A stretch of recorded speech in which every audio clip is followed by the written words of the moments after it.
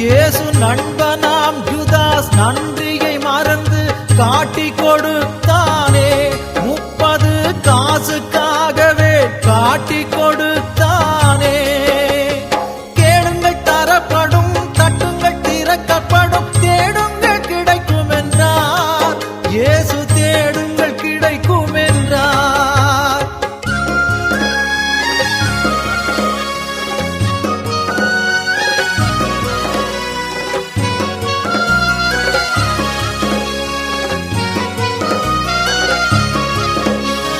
ஜனகரீம் என்ற நீதிமன்றத்தில் இயேசு நின்றாரே, தெய்வ